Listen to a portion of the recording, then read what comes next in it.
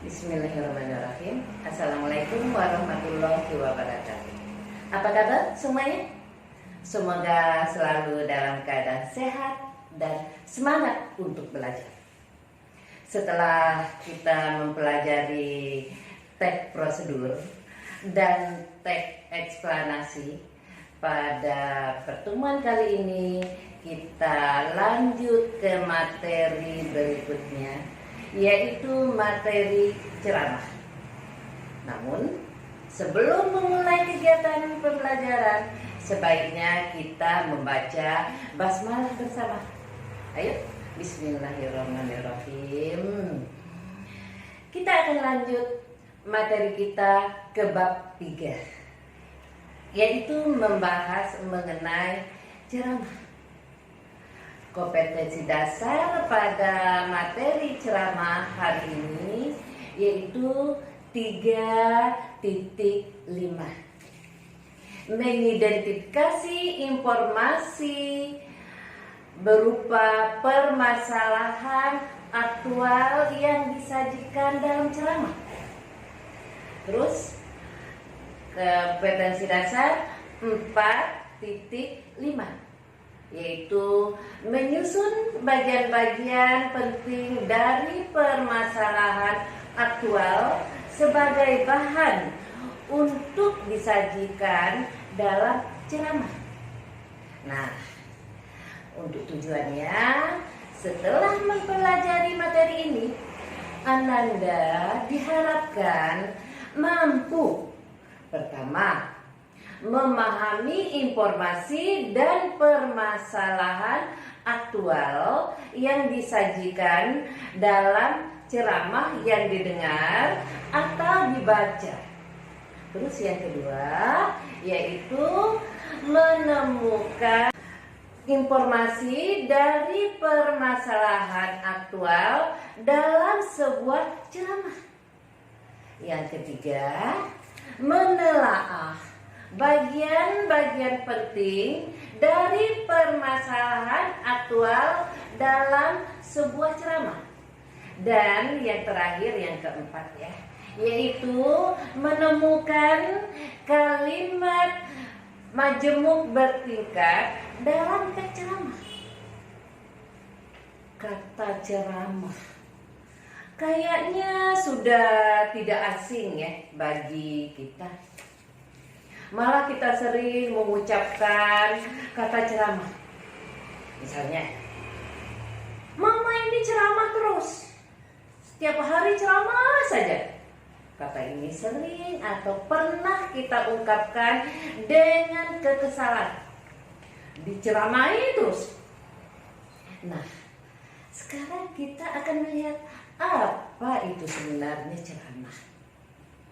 Kita tahu bahwa ceramah itu berbicara di depan banyak orang, sehingga kalau ada materi pembelajaran ceramah ini sering dianaktirikan atau kurang disukai, karena pada akhir pembelajaran ini itu diminta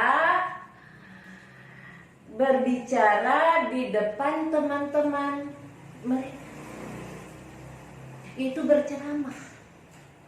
Sebenarnya masalah ceramah ini bukan masalah rumit atau sulit lagi ya, karena sekarang banyak contoh-contoh ceramah dan kiat-kiat atau tips ceramah yang baik dan benar.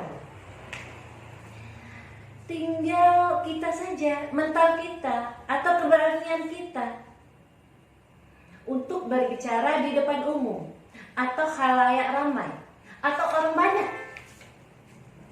Ini yang sulit. Biasanya mental kita ini sudah ciut duluan, takut.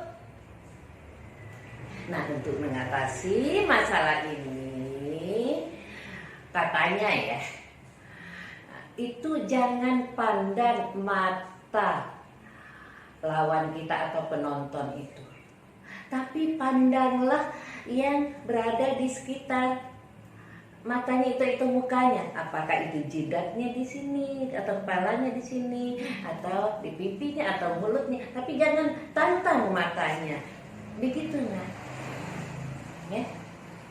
Itu untuk mengatasi supaya kita tidak grogi atau demam panggung. Nah, gitu ya.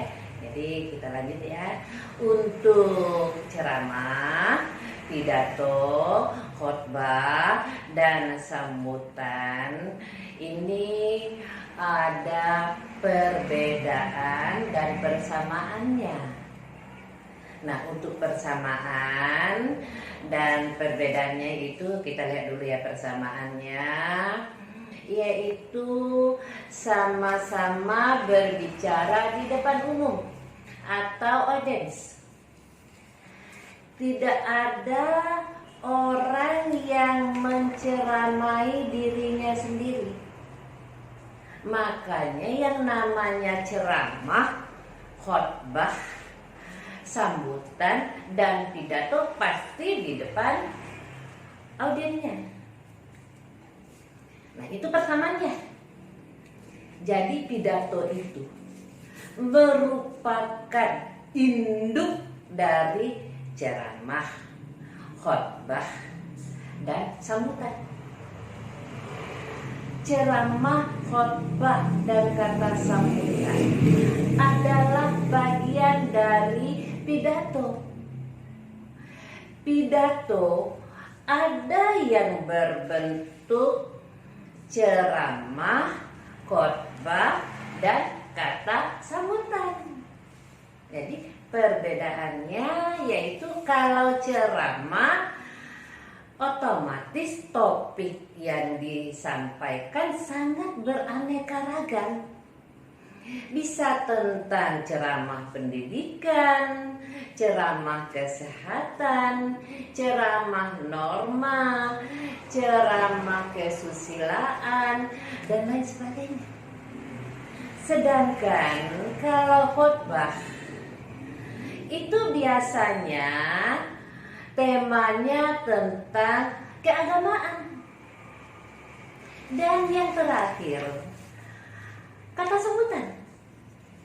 Itu biasanya dilakukan sebelum adanya suatu acara.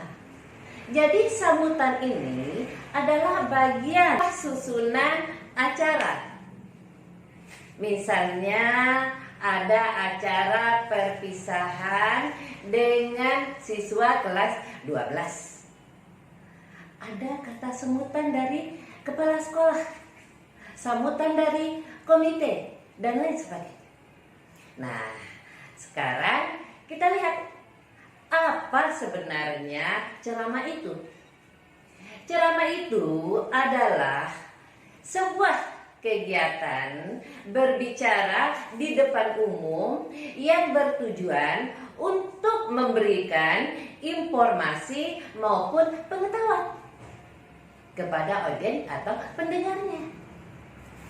Di dalam ceramah ada beberapa informasi yang disampaikan ketika berceramah, yaitu yang pertama yaitu informasi berdasarkan fungsi, yaitu informasi yang bergantung pada materi dan juga kegunaan informasi. Yang termasuk informasi jenis ini yaitu informasi yang menambah pengetahuan, informasi yang mengajari pembaca atau informasi edukatif, dan informasi yang hanya menyenangkan pembaca yang bersifat fiksional atau khayalan. Informasi yang menambah pengetahuan, misalnya tulisan tentang pergantian kurikulum, informasi edukatif, misalnya tulisan tentang teknik belajar yang jitu. Selanjutnya informasi yang menyenangkan, misalnya cerita pendek, karikatur, dan komik. Nah, jenis yang kedua yaitu informasi berdasarkan format penyajian. Seperti yang kita ketahui ya, kalau zaman dahulu yang namanya ceramah itu kan pasti secara langsung. Misalnya ceramah di lapangan, di sekolah, di kantor, di kelurahan, dan lain sebagainya. Tapi seiring berkembangannya zaman, yang namanya format penyajian ceramah bisa melalui televisi, siaran radio, ataupun bahkan di YouTube, media sosial lain yang sering kita gunakan. Bahkan film, kartun juga bisa menjadi salah satu media untuk berceramah. Lanjut yang informasi yang ketiga, yaitu berdasarkan lokasi peristiwa. Dalam berceramah itu biasanya dibedakan lokasinya. Apakah itu lokasinya hanya lingkup kecil seperti di kelurahan mungkin, atau di RT yang lebih besar, kecamatan, lebih tinggi lagi di kabupaten, di dalam negeri, atau misalnya di luar negeri. Itu adalah berdasarkan lokasi peristiwa. Selanjutnya informasi berdasarkan bidang kehidupan. Di dalam kehidupan manusia ada banyak sekali bidang-bidangnya. Contoh, ceramah di bidang kesehatan, ceramah di bidang pendidikan, ceramah di bidang ekonomi, ceramah di bidang sosial, ceramah di bidang politik, hukum, dan lain sebagainya. Yang terakhir yaitu informasi berdasarkan bidang kepentingan. Jadi kepentingan dari ceramah itu dapat dibedakan menjadi 4 jenis. Yaitu yang pertama, untuk keselamatan atau kelangsungan hidup pembaca. Misalnya ceramah tertib berlalu lintas. Kedua, tentang perubahan dan berpengaruh pada kehidupan pembaca. Yang ketiga, informasi tentang cara atau kiat baru dan praktis bagi pembaca untuk meningkatkan kualitas hidupnya. Yang terakhir atau yang keempat, informasi tentang peluang bagi pembaca untuk memperoleh sesuatu. Nah, selanjutnya kita masuk kegiatan berikutnya, yaitu menyusun bagian penting dari permasalahan aktual. Yang pertama, menelaah bagian-bagian penting dalam teks ceramah. Menyusun bagian-bagian penting teks ceramah dapat dilakukan dengan membuat kerangka ceramah. Untuk menyusun kerangka ceramah, yaitu dengan menentukan tema atau topik dan menulis pokok-pokok informasi. Tema atau topik yang disusun sebaiknya memuat permasalahan yang aktual.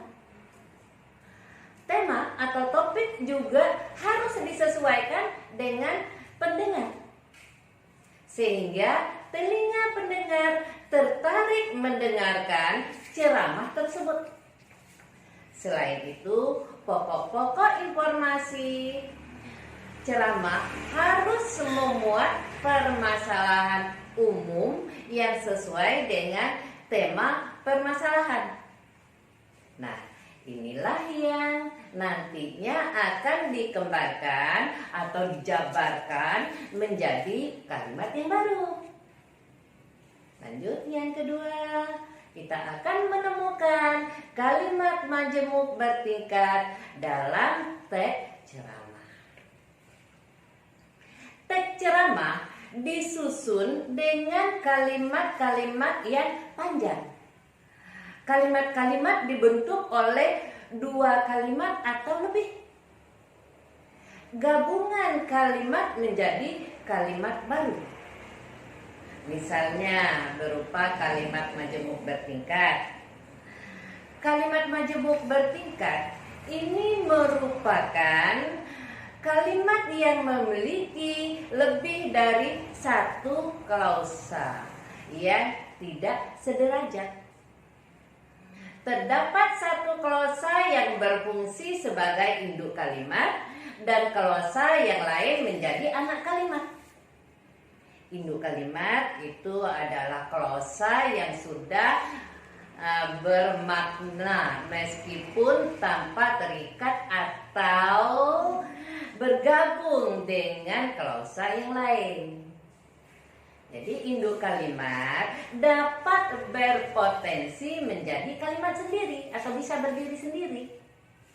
Sementara itu, anak kalimat adalah suatu klausa yang tidak dapat berdiri sendiri, sehingga membutuhkan klausa yang lain.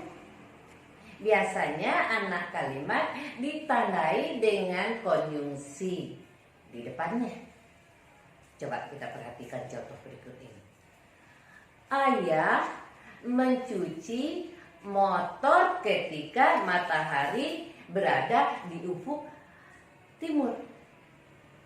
Pada contoh tersebut dapat diketahui bahwa induk kalimat adalah ayah mencuci motor. Sedangkan anak kalimatnya adalah ketika matahari berada di ufuk timur. Kemudian pada kalimat berikutnya, karena terlambat datang, anak itu dilarang masuk kelas. Pada contoh kedua, anak kalimatnya yaitu karena terlambat datang. Pada kalimat tersebut ditandai dengan adanya konjungsi karena.